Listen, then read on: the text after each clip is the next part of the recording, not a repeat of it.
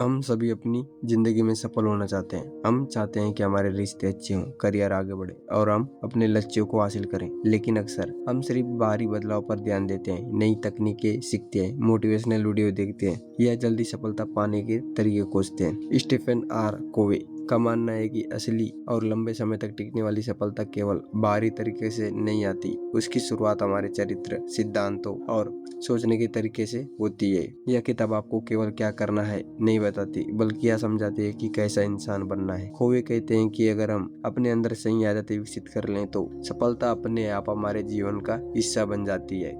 इस किताब का सबसे बड़ा संदेश है कि बाहरी दुनिया बदलने से पहले खुद को बदलो। इसे कोवे इनसाइड आउटसाइड अप्रोच कहते हैं। इसका मतलब है कि असली बदलाव हमेशा हमारे विचारों, विश्वासों और चरित्र से शुरू होता है। पर वही लोग अलग क्या करते हैं? परिस्थितियों को दोष नहीं देते, अपने निर्णयों की जिम्मेदारी लेते हैं, स्पष्ट लक्ष्य बनाते हैं, महत्वपूर्ण कामों को प्राथमिकता देते हैं, सभी के लिए लाभदायक समाधान खोजते हैं, पहले दूसरों को समझते हैं, फिर अपनी बात रखते हैं, लगातार खुद को बेहतर बनाते रहते हैं। यही आदतें आगे चलकर इस किताब की 7 हैबिट बनती है। आने वाले लेसनों में हम क्या सीखेंगे? पारडिगम क्या है? यह हमारी जिंदगी को कैसे प्रभावित करता है? कैरेक्टर एथिक्स और पर्सनालिटी एथिक्स में क्या अंतर है? 7 हैबिट को अपनी रोजमर्रा की जिंदगी में कैसे लागू करें?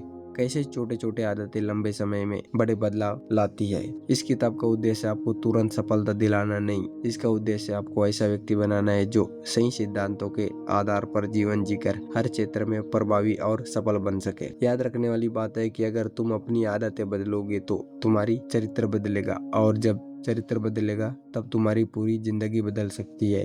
लेसन 1, पारडिगम क्या है? आपकी सोच ही आपकी दुनिया बनाती है। स्टीफन आर कोवे कहते हैं कि अगर हम अपनी जिंदगी बदलना चाहते हैं तो सबसे पहले हमें अपनी सोच बदलनी होगी। हम दुनिया को जैसा वह वास्तव में है वैसा नहीं देखते, हम उसे अपने अनुभव, विश्वासों और धारणाओं के अनुसार देखते हैं। यही हमारा पारडिगम कहलाता है। पारडिगम का अर्थ है किसी भी व्यक्ति, परिस्थितियां या दुनिया को देखने और समझने का हमारा नजरिया।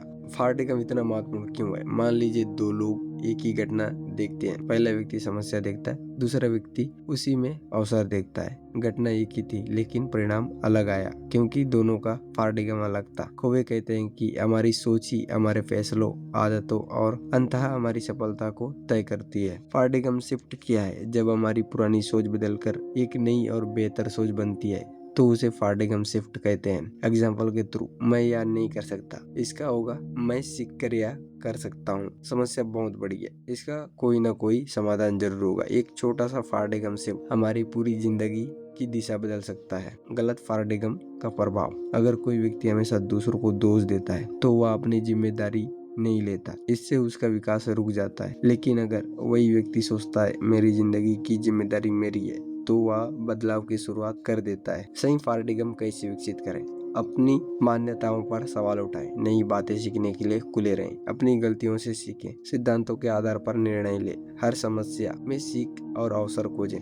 मान लीजिए 2 छात्र परीक्षा में असफल हो जाते हैं। पहला कहता है मेरी किस्मत खराब है, दूसरा कहता है मुझे अपनी तैयारी का तरीका बदलना होगा। कुछ महीने बाद दूसरा छात्र सफल हो सकता है क्योंकि उसने अपना पारडिगम बदल लिया। इस लेसन की मुख्य सीख, हमारी सोच हमारे व्यवहार को प्रभावित करती है, व्यवहार हमारी आदतें बनाता है, आदतें हमारे चरित्र का निर्माण करती है और चरित्र हमारी सफलता तय करता है। इसलिए अगर परिणाम बदलना है तो सबसे पहले पारडिगम बदलना होगा। याद रखने वाली बात है कि यदि आप दुनिया बदलना चाहते हैं तो पहले अपने देखने के नजरिए को बदलें। Lesson 2, character ethics and personality ethics. Stephen R Covey के अनुसार आज अधिकांश लोग सफलता पाने के लिए बाहरी व्यक्तित्व को सुधारने पर ध्यान देते हैं। वे अच्छी बातचीत, आकर्षक व्यक्ति और दूसरों को प्रभावित करने की तकनीकें सीखते हैं। लेकिन कोवे कहते हैं कि यह सफलता अक्सर अस्थायी होती है। असली और लंबे समय तक टिकने वाली सफलता कैरेक्टर एथिक्स पर आधारित होता है। कैरेक्टर एथिक्स क्या है? कैरेक्टर एथिक्स का मतलब है अपने चरित्र और मूल्यों को मजबूत बनाना। इसमें शामिल है ईमानदारी, विनम्रता, जिम्मेदारी, साहस, अनुशासन,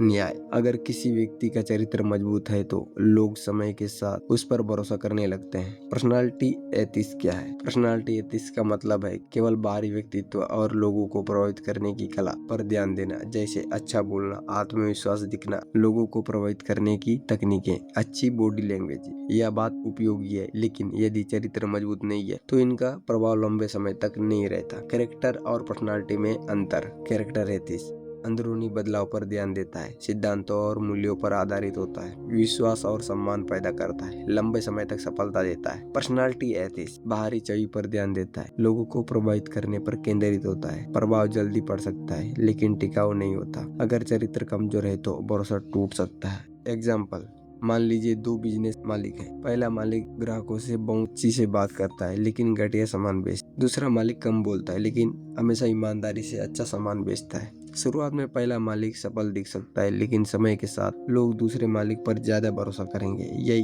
कैरेक्टर एथिक्स की ताकत है। कोवे का मुख्य संदेश है कि अगर आप अपनी आदतें बदलना चाहते हैं तो पहले अपने चरित्र पर काम करें। बाहरी सफलता की शुरुआत अंदरूनी बदलाव से होती है। इस लेसन की मुख्य सीख है कि केवल अच्छा दिखना काफी नहीं है, अच्छा इंसान बनना जरूरी होता है। चरित्र भरोसा बनाता है, भरोसा मजबूत रिश्ते और बड़ी सफलता की नींव है। लंबे समय तक सफल वही रहता है जिसका चरित्र मजबूत होता है। याद रखने वाली बात है कि व्यक्तित्व तो आपको अवसर दिला सकता है लेकिन चरित्र ही उन्हें लंबे समय तक बनाए रखता है। अगला लेसन 3 रिसाइकल ऑफ कॉर्नर यूज रिसाइकल ऑफ इन्फ्लुएंस होगा। इसमें सीखेंगे कि हम सफल लोग अपनी ऊर्जा उन चीजों पर लगाते हैं जिन्हें वे बदल सकते हैं, न कि उन पर जो उनके नियंत्रण से बाहर है। लेसन 3 रिसाइकल ऑफ कॉर्नर यूज circle of influence. Stephen R Covey कहते हैं कि हर इंसान के जीवन में दो तरह की चीजें होती है। रिसाइकल ऑफ कॉर्नर चिंता का दायरा, वे चीजें जिनकी हमें चिंता है लेकिन जिन पर हमारा सीधा नियंत्रण नहीं होता। रिसाइकल ऑफ इन्फ्लुएंस प्रभाव का दायरा, वे चीजें जिन पर हम अपने फैसलों और कार्यों से असर डाल सकते हैं। सफल और प्रभावी लोग इन दोनों के बीच का अंतर समझते हैं और अपनी ऊर्जा सही जगह लगाते हैं। रिसाइकल ऑफ कॉर्नर क्या है? इसमें वे सभी बातें आती हैं जिनकी हमें चिंता तो होती है लेकिन जिन्हें हम सीधे नियंत्रण नहीं कर सकते। एग्जाम्पल, मौसम, महंगाई, सरकार की नीतियाँ, दूसरों का व्यवहार, बीता हुआ समय, भविष्य की अनिश्चितता। इन बातों के बारे में लगातार सोचने से तनाव बढ़ता है लेकिन अक्सर परिणाम नहीं बदलता। रिसाइकल ऑफ इन्फ्लुएंस क्या है? इसमें वे चीजें आती हैं जिन पर हमारा सीधा प्रभाव पड़ सकता है। एग्जाम्पल, हमारी आदतें, हमारा रवैया, हमारी मेहनत, हमारा समय, हमारी पढ़ाई, हमारी सेहत, हमारे फैसले। यही पर ध्यान देने से जीवन में वास्तविक बदलाव आता है। सफल लोग क्या करते हैं? हाई इफेक्टिव लोग अपना ज्यादातर समय और ऊर्जा रिसाइकल ऑफ इन्फ्लुएंस पर लगाते हैं। वे यह नहीं कहते मेरी किस्मत खराब है, वे कहते हैं मैं आज क्या बेहतर कर सकता हूँ। यही सोच उन्हें लगातार आगे बढ़ाती है। एग्जाम्पल, मान लीजिए दो लोग नौकरी की तैयारी कर रहे हैं। पहला व्यक्ति हर दिन कहता है प्रतियोगिता बहुत कठिन है, सरकार भर्ती नहीं निकल रही, सिस्टम खराब है। दूसरा व्यक्ति, मैं रोज 5 घंटे पढ़ूंगा, अपनी कमजोरियों को सुधारूंगा। दोनों की परिस्थितियां एक जैसी है लेकिन दूसरा व्यक्ति अपने रिसाइकल ऑफ इन्फ्लुएंस पर काम कर रहा है। रिसाइकल ऑफ इन्फ्लुएंस कैसे बढ़ाएं? अपनी जिम्मेदारी स्वीकार करें, रोज छोटी छोटी सुधार करें, शिकायत कम, कार्य ज्यादा करें, अपने समय और आदतों पर नियंत्रण रखें, उन चीजों पर ध्यान दें जिन्हें आप बदल सकते हैं। जब आप ऐसा करते हैं तो आपका रिसाइकल ऑफ इन्फ्लुएंस धीरे धीरे बड़ा होता जाता है। इस लेसन की मुख्य सीख है कि हर चिंता पर ध्यान देना जरूरी नहीं होता। अपनी ऊर्जा वही लगाए जहाँ आपका प्रभाव। शिकायत करने से जीवन नहीं बदलता लेकिन सही कदम उठाने से बदलाव आता है। जितना अधिक आप अपने नियंत्रण वाली चीजों पर काम करेंगे उतना ही आपका आत्मविश्वास और प्रभाव बढ़ेगा। याद रखने वाली बात है, अपनी ऊर्जा उन चीजों पर लगाइए जिन्हें आप बदल सकते हैं, वही से आपकी असली प्रगति शुरू होती है। अब अगला लेसन 4 हैबिट 1 बी प्रोएक्टिव। यह पूरी किताब की सबसे महत्वपूर्ण आदतों में से एक है और यही है स्टीफन कोवे की 7 हैबिट वास्तव में शुरू होती है। लेसन 4 हैबिट 1 बी प्रोएक्टिव बने। स्टीफन आर कोवे की पहली और सबसे महत्वपूर्ण आदत है बी प्रोएक्टिव। उनका मानना है कि प्रभावी लोग परिस्थितियों के अनुसार नहीं जीते बल्कि अपने मूल्यों और सिद्धांतों के अनुसार निर्णय लेते हैं। प्रोएक्टिव होने का मतलब है अपनी जिंदगी, अपने फैसलों और अपने व्यवहार की जिम्मेदारी खुद लेना। प्रोएक्टिव और रिएक्टिव में अंतर।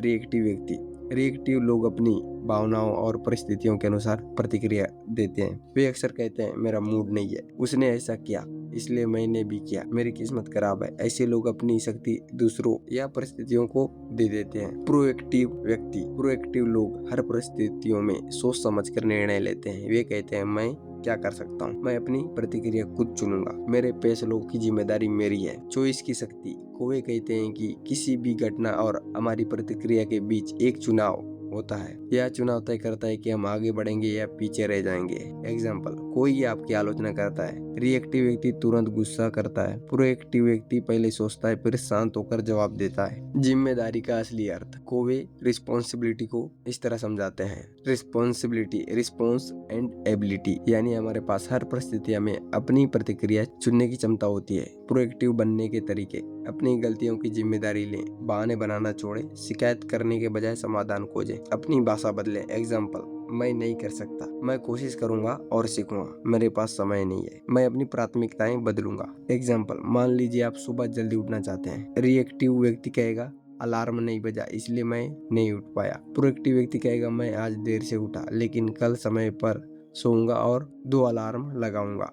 यही सोच उसे धीरे धीरे बेहतर बनाती है। इस लेसन की मुख्य सीख है कि अपनी जिंदगी की जिम्मेदारी खुद लें, परिस्थितियों को दोष देना बंद करें, हर व्यक्ति में सोच समझकर प्रतिक्रिया दें। आपकी आदतें आपके चुनावों से बनाती है। प्रोएक्टिव बनने का आपका रिसाइकल ऑफ इन्फ्लुएंस भी बढ़ता है। याद रखने वाली बात है कि आपकी सबसे बड़ी ताकत यह है कि आप हर परिस्थिति में अपनी प्रतिक्रिया खुद चुन सकते हैं। अब लेसन 5 में हम समझेंगे कि रिस्पॉन्स और रिएक्टिव में हम और गहराई से समझेंगे कि एक ही परिस्थिति में 2 लोग अलग अलग परिणाम क्यों प्राप्त करते हैं और अपनी भावनाओं पर नियंत्रण कैसे विकसित किया जाए। लेसन 5, रिस्पॉन्स और रिएक्शन, प्रतिक्रिया नहीं सोच समझ कर उत्तर दें। स्टीफन आर कोवे बताते हैं कि हमारी जिंदगी घटनाओं से नहीं बल्कि उन घटनाओं पर हमारी प्रतिक्रिया से बनती है। हर दिन हमारे साथ अच्छी और बुरी घटनाएं होती है। कोई हमारी तारीफ करता है, कोई आलोचना करता है, कभी सफलता मिलती है तो कभी असफलता। इन घटनाओं पर हमें कैसे जवाब देते हैं यही हमारे भविष्य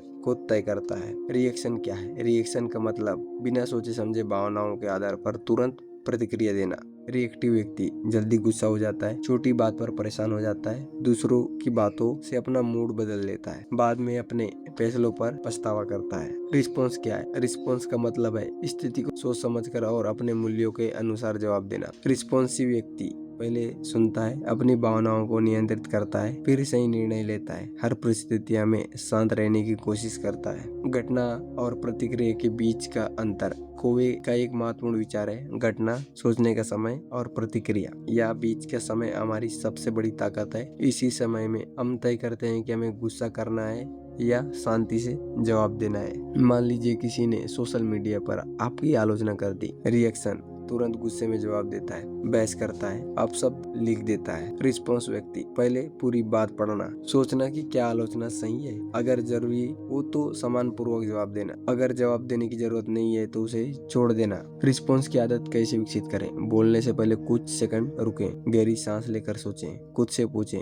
क्या मेरा जवाब समस्या बढ़ाएगा या हल करेगा। भावनाओं की जगह सिद्धांतों के आधार पर निर्णय ले। हर दिन आत्मनियंत्रण का अभ्यास करें। इस लेसन की मुख्य सीख है कि हर घटना पर तुरंत प्रतिक्रिया देना जरूरी नहीं है। सोच समझ कर दिया गया उत्तर अक्सर बेहतर परिणाम देता है। अपनी भावनाओं पर नियंत्रण रखना एक बड़ी ताकत है। जो व्यक्ति अपनी प्रतिक्रिया सुनना सीख जाता है वही अपनी जिंदगी की दिशा बदल सकता है। याद रखने वाली बात है कि आपके साथ क्या होता है उससे ज्यादा महत्वपूर्ण यह है कि आप उसके प्रति कैसा प्रतिक्रिया चुनते हैं। अब अगला lesson 6, habit 2, being with the and in mind होगा। इसमें हम सीखेंगे कि हम किसी भी काम की शुरुआत करने से पहले उसका अंतिम लक्ष्य और स्पष्ट विजन क्यों होना चाहिए। Lesson 6, habit 2, being with the and in mind, अंत को ध्यान में रखकर शुरुआत करें। स्टीफन आर कोवे की दूसरी आदत है being with the and in mind. इसका अर्थ है कि किसी भी काम की शुरुआत करने से पहले यह स्पष्ट होना चाहिए कि आप अंत में कहां पहुंचना चाहते हैं। अगर लक्ष्य साफ नहीं होगा तो मेहनत करने के बाद भी आप गलत दिशा में जा सकते हैं। कोवे कहते हैं कि हर चीज 2 बार बनती है, पहली बार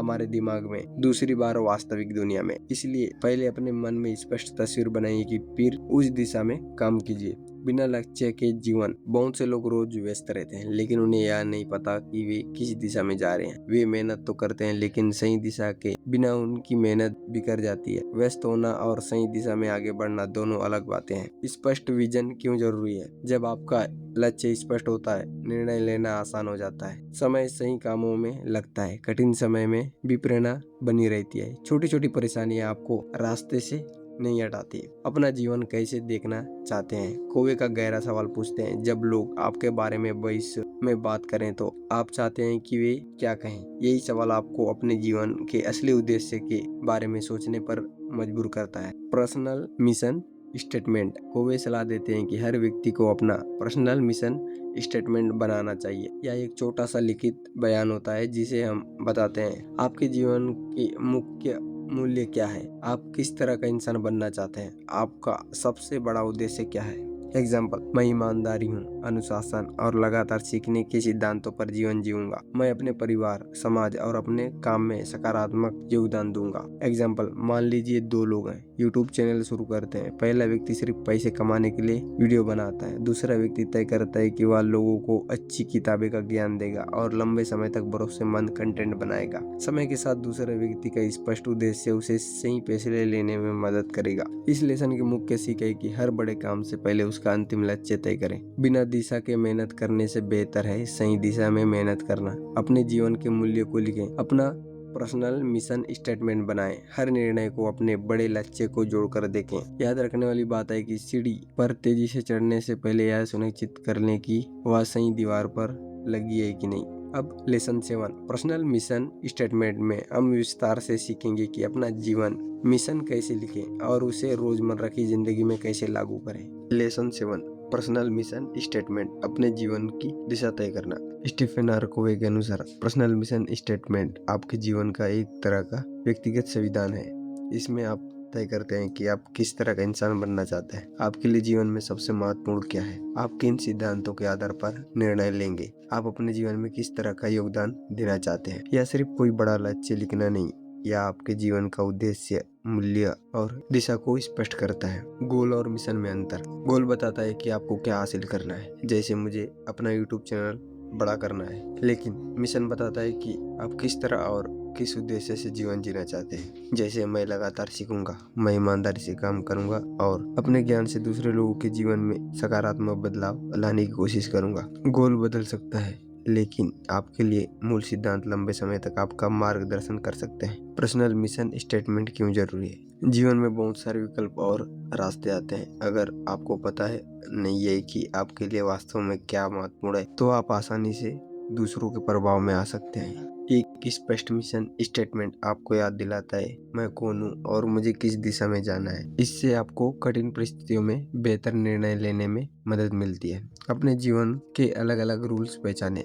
कोवे बताते हैं कि हमारे जीवन में कई महत्वपूर्ण रूल्स होते हैं। उदाहरण के लिए, कोई व्यक्ति परिवार का सदस्य, दोस्त, विद्यार्थी, कर्मचारी या व्यवसायी समाज का सदस्य हो सकता है। लेकिन मिशन स्टेटमेंट बनाते समय केवल करियर पर ध्यान नहीं देना चाहिए। जीवन के अलग अलग क्षेत्रों में आप किस तरह का व्यक्ति बनना चाहते हैं यह भी सोचना चाहिए। अपने मूल वैल्यू को पहचाने। खुद से पूछें, मेरे लिए जीवन में सबसे महत्वपूर्ण क्या है, जैसे ईमानदारी, परिवार, स्वतंत्रता, अनुशासन, सीखना, स्वास्थ्य, दूसरों की मदद, जिम्मेदारी। फिर सोचें कि आपके दैनिक निर्णय में इन मूल्यों के साथ मेल खाते हैं या नहीं। एक महत्वपूर्ण अभ्यास।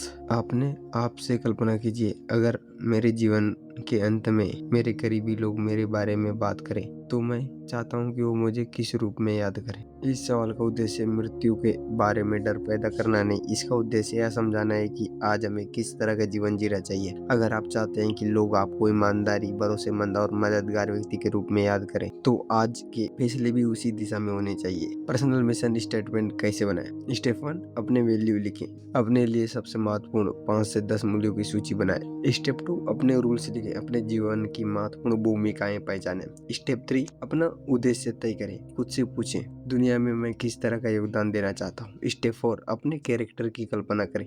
सोचिए कि आप किस तरह का इंसान बनना चाहते हैं। स्टेप 5, सबको एक छोटे स्टेटमेंट में जोड़ें।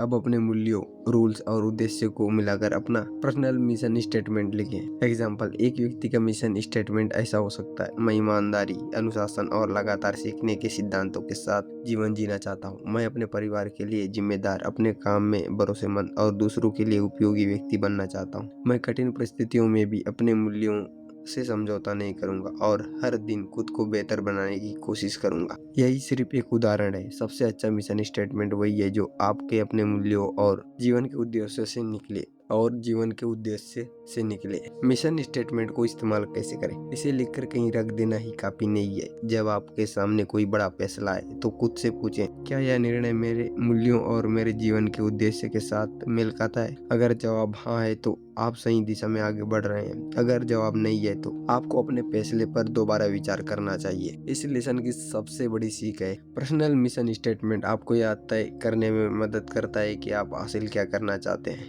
से भी पहले आप कौन बनना चाहते हैं। क्योंकि अगर आपको पता ही नहीं कि आप कौन बनना चाहते हैं तो आपके लक्ष्य और फैसले भी धीरे धीरे उसी दिशा में आने लगते हैं। याद रखने वाली बात है कि अपने जीवन का नेतृत्व करने से पहले यह तय कीजिए कि आप अपने जीवन को किस दिशा में ले जाना चाहते हैं। लेसन 7 की इम्पोर्टेंट बात, सबसे पहले वैल्यू बढ़ाओ, पर्पस, मिशन, डिसीजन, डायरेक्शन। यानी आपके मूल मूल्य आपके उद्देश्य को दिशा देते हैं। आपका उद्देश्य आपके फैसले को प्रभावित करता है और आपके फैसले मिलकर आपके जीवन की दिशा बनाते हैं। अब अगला lesson 8, habit 3, put first think first. इसमें हम सीखेंगे कि लक्ष्य तय करने के बाद उसे प्राथमिकता देकर वास्तव में पूरा कैसे किया जाए। Lesson 8, habit 3, put first think first. सबसे महत्वपूर्ण काम को पहले करें। स्टीफन आर कोवे की तीसरी आदत, पुट फर्स्ट थिंक फर्स्ट। इसका सीधा मतलब है अपने जीवन में जो भी चीजें वास्तव में महत्वपूर्ण है उन्हें प्राथमिकता दें और अपना समय, ऊर्जा और ध्यान उन्हीं पर लगाएं। हैबिट 1 में हमने सीखा कि हम अपने फैसलों की जिम्मेदारी खुद ले सकते हैं। हैबिट 2 ने सिखाया कि हम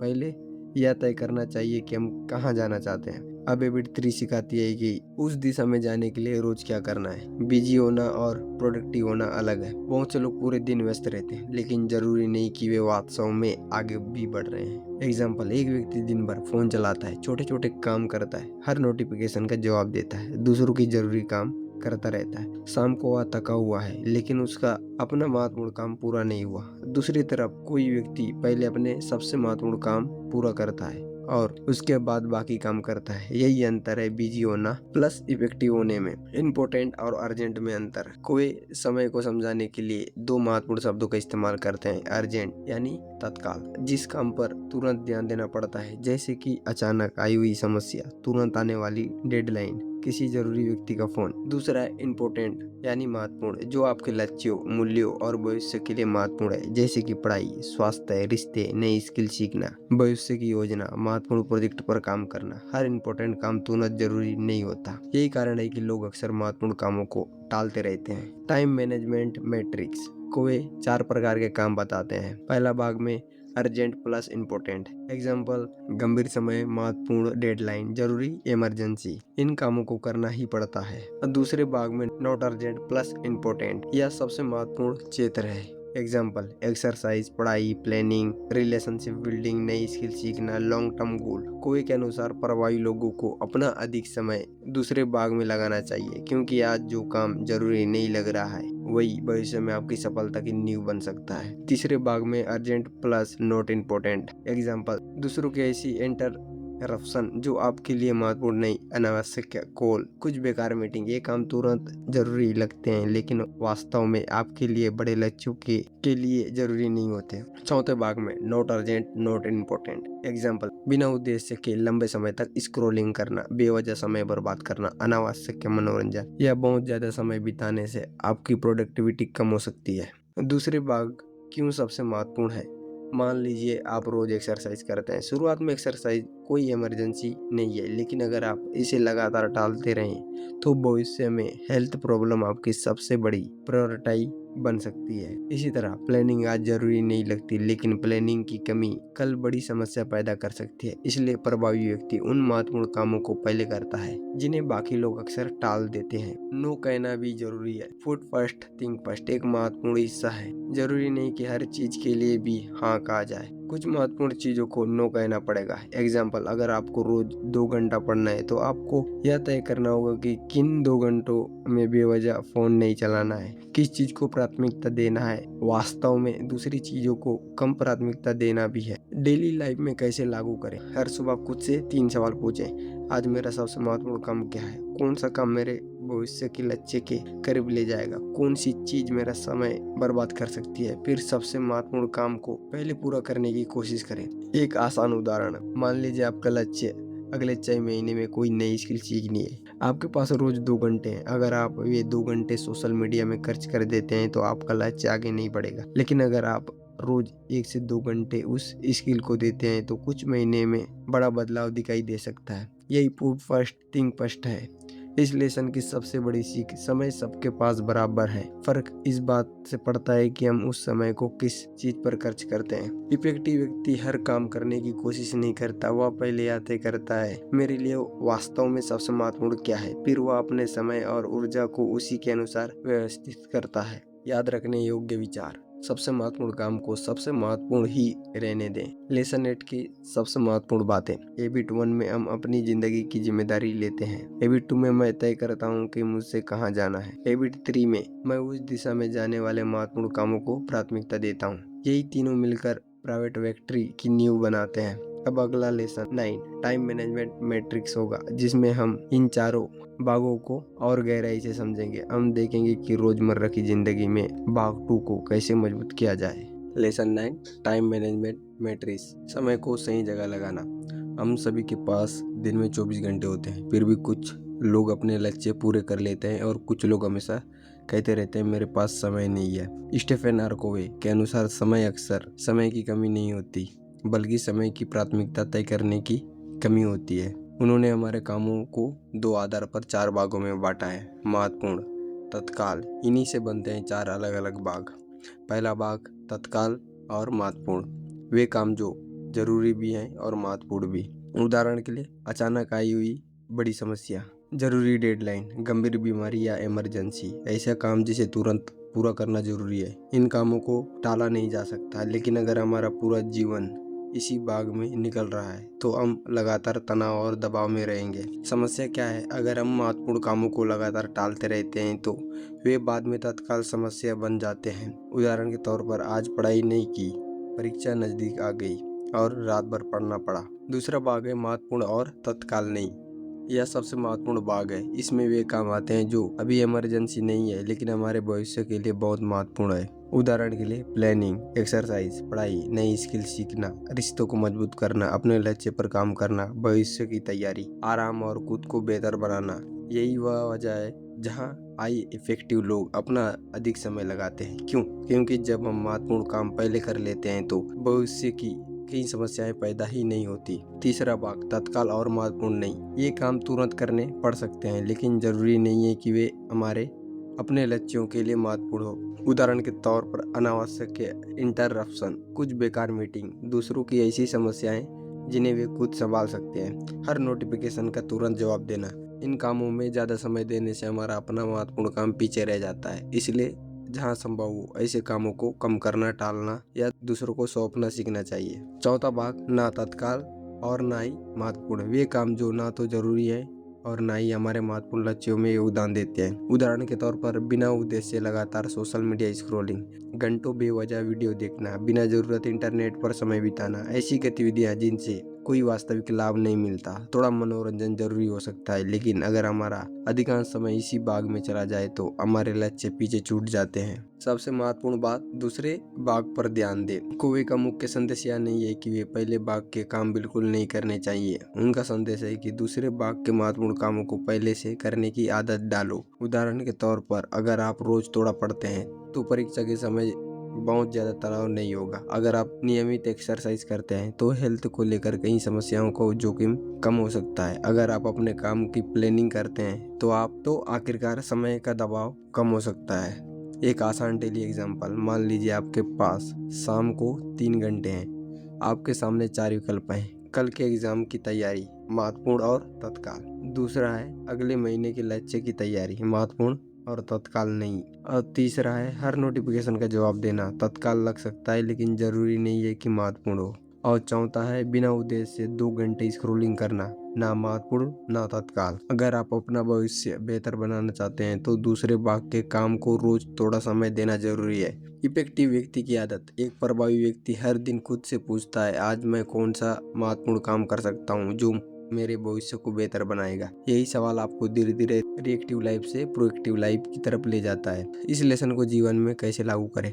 हर रात या सुबह अगले दिन के 3 महत्वपूर्ण काम लिखें। उदाहरण के तौर पर 1 घंटा पढ़ाई, 30 मिनट एक्सरसाइज, और 1 घंटा अपने मुख्य लक्ष्य पर काम करना। फिर कोशिश करें कि ये काम पहले पूरे हों। फ़ोन, सोशल मीडिया और बाकी छोटे काम बाद में किए जा सकते हैं। लेसन 9 की सबसे बड़ी सीख, समय को मैनेज करने से ज़्यादा ज़रूरी है अपनी प्रायोरिटी को मैनेज करना। हर काम जरूरी नहीं होता, इसलिए खुद से पूछें, क्या यह काम मेरे लिए वास्तव में महत्वपूर्ण है? अगर आप लगातार महत्वपूर्ण लेकिन तत्काल नहीं होने वाले कामों पर ध्यान देंगे तो आपके जीवन में तनाव कम और प्रगति ज़्यादा हो सकती है। याद रखने वाली बात है कि महत्वपूर्ण चीज़ों को इसलिए मत टालिए कि वे अभी तत्काल नहीं है। अब तक की पूरी यात्रा में हैबिट 1 में बी प्रोडक्टिव, अब अपनी ज़िंदगी की जिम्मेदारी लो। हैबिट 2 में हमने सीखा being with the and in mind, पहले तय करो कि कहाँ जाना है। हैबिट 3 में पुट फर्स्ट थिंक फर्स्ट, फिर उन कामों को प्राथमिकता दो जो तुम्हें वहाँ पहुँचाएंगे। यही प्राइवेट विक्ट्री का मुख्य आधार है। अब अगला lesson 10, habit 4 think win win होगा। प्राइवेट विक्ट्री से पब्लिक विक्ट्री की तरफ बढ़ेंगे और सीखेंगे कि दूसरों के साथ ऐसा रिश्ता कैसे बनाया जाए जिनमें दोनों पक्ष जीते। Lesson 10 habit 4 think win win, ऐसा सोचो जिसमें दोनों की जीत हो। स्टेफन आर कोवे की चौथी आदत है थिंक विन विन। इसका मतलब है कि किसी रिश्ते, बातचीत या समझौते में केवल अपनी जीत के बारे में ना सोचें। ऐसी स्थिति खोजने की कोशिश करें जिसमें आपका भी फायदा हो और सामने वाला का भी। विन विन केवल एक टेक्निकल नहीं, यह जीवन और रिश्तों को देखने की एक मानसिक दृष्टिकोण है। विन विन का मतलब क्या है? मान लीजिए 2 लोग किसी काम को लेकर असहमत हैं। एक तरीका है मैं जीतूं और दूसरा हार जाए, लेकिन विन विन सोच कहती है क्या ऐसा समाधान मिल सकता है जिसमें हम दोनों को फायदा हो। यही विन विन है। 4 तरह की सोच केवे बताते हैं कि लोगों के बीच संबंधों में मुख्य रूप से अलग अलग दृष्टिकोण दिखाई देते हैं। विन लॉस, मैं जीतूं तुम हारो। ऐसा व्यक्ति सोचता है मुझे जीतना है चाहे सामने वाला हार जाए। उदाहरण के तौर पर किसी प्रतियोगिता में दूसरों को नीचा गिराकर खुद आगे बढ़ना। और दूसरा है लॉस और विन, मैं हार जाऊं तुम जीत जाओ। ऐसा व्यक्ति अक्सर अपनी जरूरतों और विचारों को दबा देता है ताकि सामने वाला नाराज ना हो। हर परिस्थिति में ऐसा करना भी सही नहीं है। अपनी बात रखना और अपनी सीमाएं तय करना भी जरूरी है। तीसरा लॉस लॉस, अगर मैं नहीं जीत सकता तो तुम भी नहीं जीतोगे। यह बदले की मानसिकता है। उदाहरण के तौर पर 2 लोग आपस में इतने नाराज हो जाते हैं कि दोनों किसी समाधान को स्वीकार नहीं करते, भले ही दोनों का नुकसान हो जाए। और चौथा है विन विन, मैं भी जीतूं और तुम भी जीतो। यह सबसे सकारात्मक दृष्टिकोण है। इसमें दोनों पक्षों की जरूरतों, सम्मान और हितों का ध्यान में रखकर समाधान खोजा जाता है। विन विन क्यों महत्वपूर्ण है? जीवन में हमें लगातार दूसरे लोगों के साथ काम करना पड़ता है, परिवार, दोस्त, सहकर्मी, ग्राहक, बिजनेस पार्टनर, समाज। अगर हर रिश्ते में सिर्फ एक व्यक्ति जीतता रहेगा तो लंबे समय में भरोसा और संबंध कमजोर हो सकते हैं। विन विन में दोनों पक्षों को लगता है कि उनकी जरूरतों और सम्मान को महत्व दिया गया।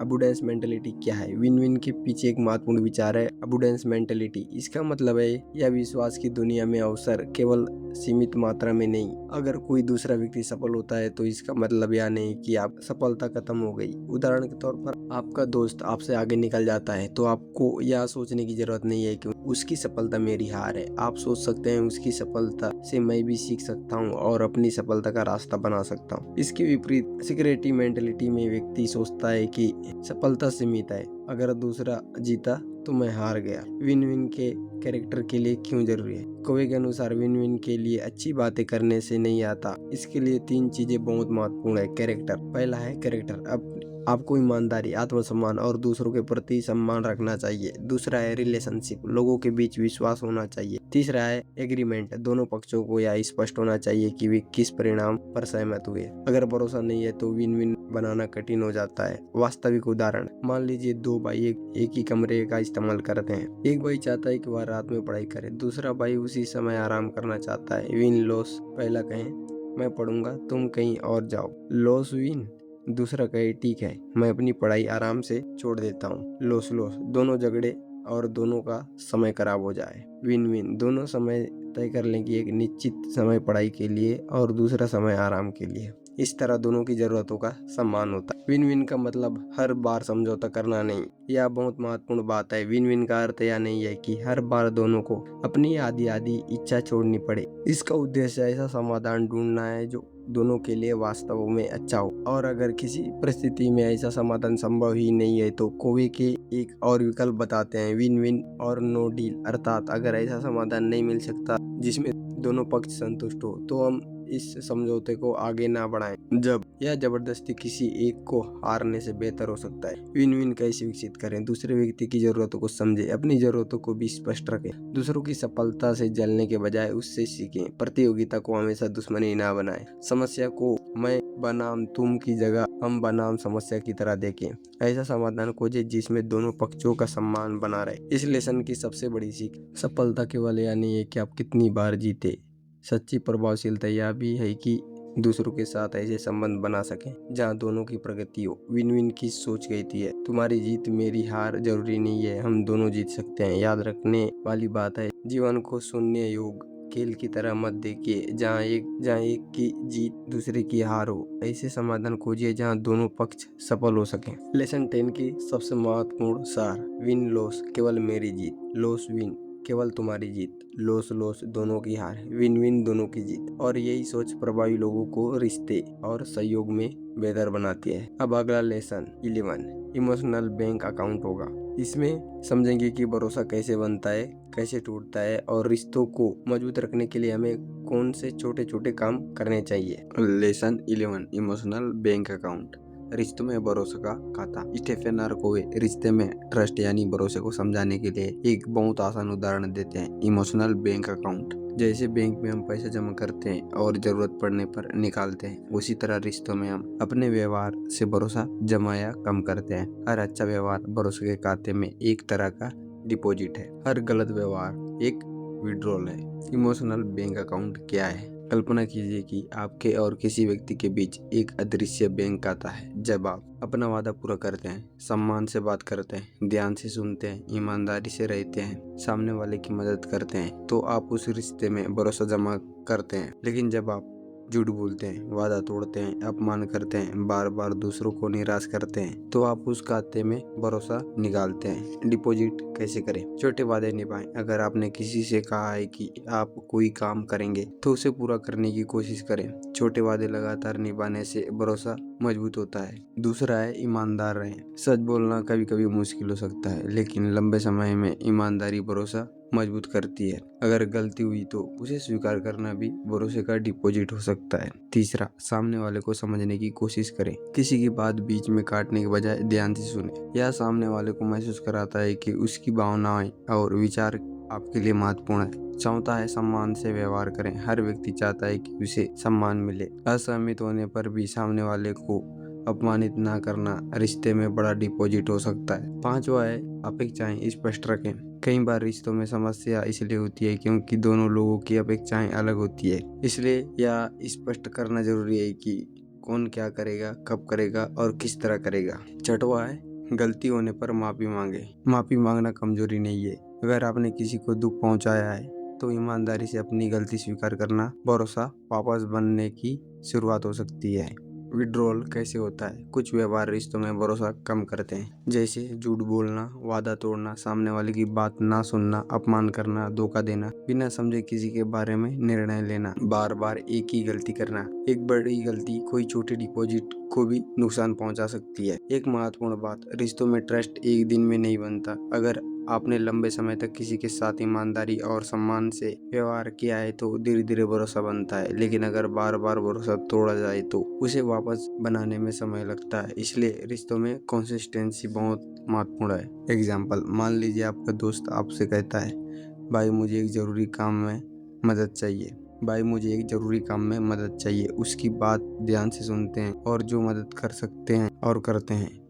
यह एक डिपॉजिट है। लेकिन अगर आप हर बार आपसे बात करें और आप उसे नज़रअंदाज कर दें, उसका मजाक उड़ाए या उसका भरोसा तोड़े तो यह विड्रॉल है। समय के साथ वह आपसे अपनी बातें शेयर करना बंद कर सकता है। परिवार में इमोशनल बैंक अकाउंट, यह सिर्फ दोस्ती या बिजनेस के लिए नहीं, परिवार में भी यह बहुत महत्वपूर्ण है। एग्जाम्पल, अगर माता पिता अपने बच्चों की बात ध्यान से सुनते हैं, उसका सम्मान करते हैं और उसका साथ देते हैं तो बच्चे के मन में भरोसा बढ़ता है। उसी तरह बच्चे भी अगर अपने माता पिता का सम्मान करें और अपनी जिम्मेदारी निभाएं तो रिश्तों का भरोसा मजबूत होता है। विन विन से इसका संबंध, पिछले लेसन में हमने थिंक विन विन सीखा था, लेकिन अगर किसी रिश्ते में भरोसा बहुत कम है तो विन विन समझौता करना कठिन हो सकता है। इसलिए ट्रस्ट, कम्युनिकेशन, विन विन। पहले भरोसा बनता है, फिर बातचीत बेहतर होती है और उसके बाद दोनों पक्षों के लिए अच्छे समाधान निकालना आसान होता है। रोजमर्रा में इमोशनल बैंक अकाउंट कैसे मजबूत करें? आज से 5 छोटी चीजें शुरू की जा सकती है। किसी की बात ध्यान से सुनना, अपना छोटा वादा पूरा करना, बिना कारण किसी को अपमानित ना करना, गलती होने पर माफी मांगे, अपने करीबी लोगों के अच्छे काम की सराहना करें। ये छोटे काम हैं, लेकिन लगातार किए जाए तो रिश्तों में बड़ा बदलाव ला सकता है। इस लेसन की सबसे बड़ी सीख, रिश्ते केवल बड़ी बड़ी बातों से नहीं बनते, वे छोटे छोटे व्यवहारों से बनते हैं। हर दिन हम अपने रिश्तों के इमोशनल बैंक अकाउंट में या तो भरोसा जमा कर रहे हैं या भरोसा निकाल रहे हैं। इसलिए खुद से पूछिए, आज मैंने अपने किसी रिश्ते में कितना ट्रस्ट जमा किया? याद रखने योग्य विचार, भरोसा धीरे धीरे बनता है, लेकिन एक गलत व्यवहार उसे बहुत तेजी से कमजोर कर सकता है। लेसन 11 का सार, respect, honesty, listening, promise, consistency, trust. जब रिश्तों में ट्रस्ट मजबूत होता है तब विन विन और आगे आने वाली हैबिट को लागू करना बहुत आसान हो जाता है। अब अगला लेसन 12, हैबिट 5, पहले समझो फिर समझाओ। Seek first to understand then to be understood होगा। यह कम्युनिकेशन की पूरी सोच बदल देने वाली हैबिट है। लेसन 12, हैबिट 5, पहले समझो फिर जवाब दो। Seek first to understand then to be understood. हम में से ज़्यादातर लोग बातचीत करते समय सामने वाले की बात समझने से ज़्यादा अपनी बात समझाने पर ध्यान देते हैं। कोई अपनी समस्या बताता है तो हम तुरंत सलाह देने लगते हैं। कोई दुखी होता है तो हम कहते हैं, अरे इसमें परेशान होने वाली क्या बात है। कोई अपनी बात बताता है तो हम उसकी बात पूरी होने से पहले ही अपना अनुभव बताने लगते हैं। स्टेफन आर कोवे कहते हैं कि प्रभावी कम्युनिकेशन का पहला नियम है, पहले सामने वाले को वास्तव में समझो, उसके बाद अपनी बात समझाने की कोशिश करो। पहले समझना इतना महत्वपूर्ण क्यों है? जब कोई व्यक्ति महसूस करता है कि सच में उसे सुना और समझा जा रहा है तो उसके मन में भरोसा पैदा होता है, और जब भरोसा पैदा होता है तब वो आपकी बात भी ज्यादा खुले मन से सुनने लगता है। इसलिए कोवे का क्रम है, पहले समझो फिर जवाब दो, ना कि पहले बोलो फिर सामने वाले को समझाने की कोशिश करो। सबसे बड़ी गलती, तुरंत सलाह देना। मान लीजिए आपका दोस्त कहता है, यार मैं अपने काम को लेकर बहुत परेशान हूँ। आप तुरंत बोलते हैं तो दूसरा काम ढूंढ ले। हो सकता है आपकी सलाह सही हो, लेकिन आपने पहले यह समझा ही नहीं कि वह परेशान किस वजह से है। शायद उससे नौकरी छोड़नी नहीं बल्कि अपने बॉस से समस्या है। इसलिए पहले सवाल पूछना बेहतर है, ऐसा क्या हो रहा है जिसकी वजह से तू इतना परेशान है? अब आप उसकी वास्तविक समस्या समझ सकते हैं। इम्पैथिक लिसनिंग क्या है? कोवे इस हैबिट में इम्पैथिक लिसनिंग पर बहुत जोर देते हैं। इसका मतलब केवल कान से सुनना नहीं, इसका मतलब है सामने वाले की बात, भावनाओं और उसके नजरिए को समझने की कोशिश करना। आपको जरूरी नहीं है कि उसकी हर बात से सहमत होना पड़े। आप केवल यह समझने की कोशिश कर रहे हैं कि वह ऐसा क्यों सोच रहा है और उसे कैसा महसूस हो रहा है। सुनने के 4 स्तर। कोई बताते हैं कि लोग अक्सर 4 तरीके से सुनते हैं। नंबर 1, इग्नोर करना, सामने वाला बोल रहा है और हम ध्यान ही नहीं दे रहे हैं। नंबर 2, प्रेटेंड करना, ऊपर से सुनने का दिखावा करना लेकिन वास्तव में ध्यान कहीं और होना। नंबर 3, सिलेक्टिव लिसनिंग, सिर्फ वही बातें सुनना जो हमें पसंद है या जरूरी लगती है।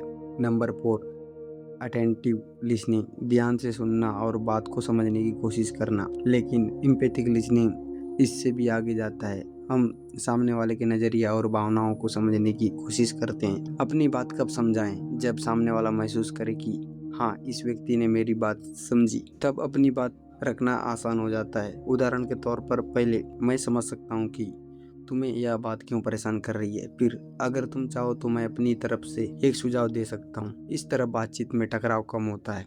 एक वास्तविक उदाहरण, मान लीजिए आपका बच्चा कहता है, मुझे स्कूल बिल्कुल पसंद नहीं है। अगर आप तुरंत कहे, बकवास मत करो, स्कूल जाना जरूरी है, तो बच्चा शायद अपनी समस्या बताना बंद कर दे। लेकिन अगर आप पूछें, तुम्हें स्कूल में सबसे ज्यादा क्या परेशान करता है, और उसकी बात ध्यान से सुने, तो आपको वास्तविक समस्या पता चल सकती है। शायद कोई बच्चा उसे परेशान कर रहा हो, पढ़ाई समझ नहीं आ रही हो या कोई और समस्या हो। पहले समझने से समाधान ढूंढना आसान हो जाता है। पहले समझने का मतलब सहमत होना नहीं, यह बहुत महत्वपूर्ण बात है। अंडरस्टैंड प्लस एग्री, किसी व्यक्ति को समझने का मतलब यह नहीं है कि आपको उसकी बात सही माननी ही पड़ेगी। आप कह सकते हैं, मैं समझता हूँ कि तुम ऐसा क्यों सोच रहे हो, लेकिन मेरी राय थोड़ी अलग है। इससे सामने वाले का सम्मान भी बना रहता है और आप अपनी बात भी रख सकते हैं। यह हैबिट रिश्तों को कैसे बदलती है? जब आप लोगों को ध्यान से सुनना शुरू करते हैं, भरोसा बढ़ता है, गलतफहमी कम होती है, रिश्ते मजबूत होते हैं, बहस कम होती है, समस्याओं का वास्तविक कारण समझ आता है, लोग आपकी बात सुनने के लिए भी तैयार होते हैं। यही कारण है कि हैबिट 5 में केवल कम्युनिकेशन की टेक्निक नहीं, यही दूसरों के साथ संबंध बनाने का तरीका है। इस हैबिट को रोज कैसे लागू करें? अगली बार जब कोई आपसे अपनी समस्या बताए, तुरंत सलाह मत दीजिए, पहले ध्यान से सुनिए, बीच में मत काटिए, सवाल पूछिए, सामने वाले की भावना समझने की कोशिश कीजिए, फिर अपनी बात रखिए। अपने मन में एक सवाल रखें, मैं इससे जवाब देने के लिए सुन रहा हूँ या समझाने के लिए या समझने के लिए। लेसन 12 की सबसे बड़ी सीख, अच्छा कम्युनिकेटर वह नहीं है जो सबसे अच्छा बोलता है, अच्छा कम्युनिकेटर वह है जो सबसे पहले सामने वाले को समझने की कोशिश करता है। जब लोग महसूस करते हैं कि आपने उन्हें सच में समझा है, तब वे आपकी बात भी खुले मन से सुनते हैं। याद रखने वाली बात है, पहले समझने की कोशिश करो, फिर समझे जाने की। स्टीफन आर कोवे। लेसन 12 का सबसे बड़ा सार, सुनो, समझो, भरोसा बनाओ, फिर अपनी बात समझाओ। यह हैबिट 5 का मूल सिद्धांत है। लेसन 13, हैबिट 6, मिलकर ऐसा परिणाम बनाना जो अकेले संभव नहीं था। स्टीफन आर कोवे की छठी आदत, इसने राइज। सरल भाषा में इसका मतलब है अलग अलग लोगों की ताकत, विचार और अनुभव को मिलाकर ऐसे बेहतर परिणाम पैदा करना जो अकेले काम करने से संभव नहीं होता। यह सिर्फ टीम वर्क नहीं, इसने एनर्जी का मतलब है कि मतभेदों को समस्या मानने के बजाय उनसे बेहतर समाधान पैदा करना। इसने एनर्जी का आसान उदाहरण, मान लीजिए दो लोग किसी समस्या का समाधान खोज रहे हैं। पहला व्यक्ति कहता है मेरी बात सही है, दूसरा कहता है नहीं मेरी बात सही है। अगर दोनों अपनी अपनी बात पर अड़े रहे तो कोई नया समाधान नहीं निकलेगा। लेकिन अगर दोनों एक दूसरे की बात समझे और पूछे तुम्हारे विचार में ऐसा क्या है जो मेरे विचार में नहीं है, तो दोनों विचारों को मिलाकर तीसरा और बेहतर समाधान निकल सकता है। यही इसने एनर्जी है। मतभेद बुरे नहीं होते। बहुत से लोग सोचते हैं कि अच्छे रिश्ते का मतलब हम दोनों हमेशा एक जैसा सोचें। कोई कहते हैं कि ऐसा जरूरी नहीं है। लोगों के अनुभव अलग होते हैं, सोच अलग होती है, ज्ञान अलग होते हैं, समस्याओं को देखने का तरीका अलग होता है। यही अंतर अगर समान के साथ इस्तेमाल किया जाए तो नई और बेहतर सोच पैदा कर सकता है। हैबिट 5 और हैबिट 6 का संबंध। पहले लेसन में हमने सीखा कि हैबिट 5 में पहले समझो फिर समझाओ। अब हैबिट 6 कहती है एक दूसरे को समझने के बाद अपनी अलग अलग ताकतों को मिलाओ, यानी understand, respect, combine, better solution. वास्तविक एग्जांपल, मान लीजिए दो दोस्त यूट्यूब चैनल पर काम कर रहे हैं। पहला दोस्त स्क्रिप्ट लिखने में अच्छा है, दूसरा वीडियो एडिटिंग और प्रेजेंटेशन में अच्छा है। अगर दोनों अलग अलग काम करें तो दोनों की क्षमता सीमित रह सकती है, लेकिन अगर दोनों अपनी ताकत मिलाएं, स्क्रिप्ट, एडिटिंग, प्रेजेंटेशन, बेहतर वीडियो, यही इसने एनर्जी है। इसने एनर्जी कैसे विकसित करें? दूसरों की बात सुने। हैबिट 5 में जुड़ा है, सिर्फ अपनी बात सही साबित करने की कोशिश ना करें। दूसरा है डिफरेंस का सम्मान करें। अगर कोई अलग सोच रहा है तो तुरंत या ना माने कि वह गलत है। सोचें क्या मैं इससे कुछ नया सीख सकता हूँ। नंबर 3, ओपन माइंड रखें। अपनी राय बदलने के लिए तैयार रहें अगर कोई बेहतर विचार सामने आए। नंबर 4, समस्या पर साथ काम करें। सोचें मैं बनाम तुम नहीं, बल्कि हम दोनों बनाम समस्या हैं। नंबर 5, तीसरा, बेहतर विकल्प खोजें। सिर्फ मेरी बात या तुम्हारी बात सुनने के बजाय पूछें क्या इससे भी बेहतर कोई तीसरा रास्ता हो सकता है। इसने एनर्जी का सबसे बड़ा फायदा, इसने एनर्जी से क्रिएटिविटी बढ़ती है, बेहतर आइडियाज मिलते हैं, समस्याओं को नए समाधान निकलते हैं, टीम मजबूत होती है, लोगों की अलग अलग ताकतों का फायदा मिलता है, रिश्तों में सम्मान बढ़ता है। एक महत्वपूर्ण बात, इसने एनर्जी का मतलब यह नहीं है कि हर व्यक्ति की हर बात सही है। इसका मतलब है कि हम मतभेदों को समझकर उनमें छिपी उपयोगी चीजों को खोजें। कभी कभी दो अलग विचारों को मिलकर तीसरा विचार बनता है जो दोनों से बेहतर होता है। इस लेसन की सबसे बड़ी सीख, अगर हर व्यक्ति सिर्फ यह साबित करने में लगा रहे कि मैं सही हूँ तो विकास रुक सकता है। लेकिन अगर हम पूछें हम एक दूसरे से क्या सीख सकते हैं और मिलकर इससे बेहतर क्या बना सकते हैं, तो हमारी क्षमता कई गुना बढ़ सकती है। याद रखने वाली बात है, अलग अलग विचार और क्षमताओं का सम्मान करके उन्हें मिलाना ही इसने एनर्जी की असली ताकत है। लेसन 30 का सार। हैबिट 4, दोनों की जीत सोचें। हैबिट 5, पहले एक दूसरे को समझो। हैबिट 6, अपनी अलग अलग ताकतों को मिलाकर बेहतर परिणाम बनाओ। यही पब्लिक विक्ट्री की ताकत है। Lesson 14, habit 7, sharpen the saw. खुद को लगातार बेहतर बनाते रहें। स्टीफन नार्कोवे की 7वीं आदत है शार्पन द सो। इसका अर्थ है हारी को तेज करके रहो, हारी को तेज करते रहो। कोवे इसके लिए एक कहानी का उदाहरण देते हैं। मान लीजिए एक व्यक्ति लगातार पेड़ काट रहा है, कई घंटे मेहनत करने के बाद भी पेड़ बहुत धीरे धीरे कट रहा है। कोई इससे कहता है तुम अपनी हारी तेज क्यों नहीं कर लेते? वह जवाब देता है मेरे पास हारी तेज करने का समय नहीं है, मुझे पेड़ काटना है। यही गलती हम अपनी जिंदगी में भी करते हैं। हम लगातार काम करते रहते हैं लेकिन खुद को आराम, सीखने और बेहतर बनाने का समय नहीं देते। शार्पन द सॉ का मतलब क्या है? इसका मतलब है कि अपनी नियमित रूप से अपने आप को 4 क्षेत्रों में बेहतर बनाना चाहिए। नंबर 1, फिजिकल, अपने शरीर को स्वस्थ और ऊर्जावान रखना, जैसे एक्सरसाइज, सही भोजन, पर्याप्त नींद और आराम। अगर शरीर कमजोर होगा तो बाकी कामों पर भी असर पड़ेगा। नंबर 2, मेंटल हेल्थ, अपने दिमाग को लगातार विकसित करना,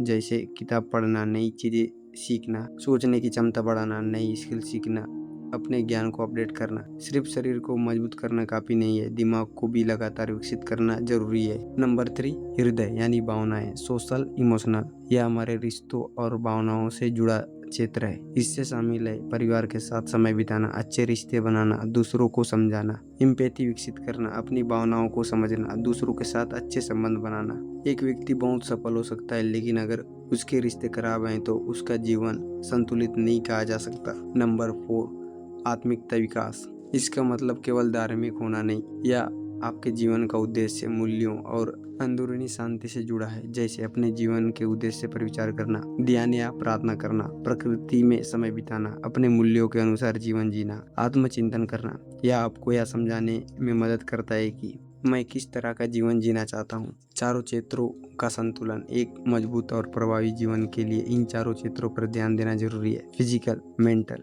सोशल, इमोशनल, उद्देश्य और अंदरूनी विकास। अगर हम केवल पैसे और करियर पर ध्यान दें और बाकी सबको नजरअंदाज कर दें तो जीवन असंतुलित हो सकता है। लगातार काम करना ही सफलता नहीं। बहुत लोग सोचते हैं जितना ज्यादा काम करूंगा उतना ज्यादा सफल होऊंगा, लेकिन अगर आप लगातार काम करते रहें और खुद को रिचार्ज ना करें तो धीरे धीरे आपकी एनर्जी, हेल्थ और परफॉर्मेंस कम हो सकती है। इसलिए कभी कभी रुकना भी आगे बढ़ने का हिस्सा है। वास्तविक उदाहरण, मान लीजिए आपका फोन 5% बैटरी पर है। अगर आप लगातार उसका इस्तेमाल करते रहें और उसे चार्ज नहीं करेंगे तो वह बंद हो जाएगा। इसी तरह इंसान को भी काम प्लस आराम प्लस सीखना और खुद की देखभाल, इसका सबका संतुलन चाहिए। शार्पन द सॉ कैसे लागू करें? आप रोज थोड़ा थोड़ा समय इन चारों क्षेत्रों को दे सकते हैं। उदाहरण के लिए physical 30 minute exercise, mental 30 minute पढ़ना या नई स्किल सीखना, इमोशनल सोशल, परिवार या किसी करीबी के साथ क्वालिटी टाइम बिताना, स्पिरिचुअल कुछ समय मेडिटेशन या सेल्फ रिफ्लेक्शन। छोटे कदम लंबे समय में बड़ा बदलाव ला सकते हैं। बाकी 6 हैबिट से इसका संबंध, यह हैबिट बाकी सभी हैबिट को मजबूत करती है। अगर आप खुद को लगातार बेहतर नहीं करेंगे तो प्रोएक्टिव रहना कठिन होगा, गोल्स पर ध्यान देना मुश्किल होगा, प्रायोरिटाइज संभालना कठिन होगा, रिश्तों में विन विन करना मुश्किल होगा, दूसरों को समझाना कठिन होगा, टीम वर्क कमजोर हो सकता है। इसलिए हैबिट 7 को सेल्फ रेनवल की हैबिट भी कहा जाता है। Lesson 15, final inside outside charge, असली बदलाव अंदर से शुरू होता है। The 7 habit of high effective people की पूरी किताब को अगर एक ही विचार में समझना है तो वह है अंदर से बाहर की ओर बदलाव, इनसाइड आउट। कोवे के अनुसार अगर हम अपनी जिंदगी में स्थायी बदलाव चाहते हैं तो हमें केवल परिस्थितियों, लोगों या बाहरी चीजों को बदलने की कोशिश नहीं करनी चाहिए। हमें सबसे पहले खुद को बदलना होगा। बाहरी बदलाव बनाम अंदरूनी बदलाव। बहुत से लोग सफलता पाने के लिए एक बाहर की चीजों पर ध्यान देते हैं, ज्यादा पैसा, अच्छी नौकरी, लोगों को प्रभावित करना, बेहतर कम्युनिकेशन, ज्यादा प्रोडक्टिविटी, सफल दिखना। ये चीजें उपयोगी हो सकती है लेकिन अगर अंदर की सोच और चरित्र कमजोर है तो बाहरी सफलता लंबे समय तक टिकना मुश्किल हो सकता है। कोवे का तरीका है कैरेक्टर, हैबिट, रिलेशनशिप, रिजल्ट। पहले व्यक्ति खुद को बदलता है, फिर उसकी आदतें बदलती है, उसके रिश्ते बेहतर होते हैं और धीरे धीरे उसके परिणाम बदलने लगते हैं। 7 हैबिट को एक साथ समझें। अब पूरी किताब की यात्रा को एक साथ देखते हैं। Habit 1, be proactive,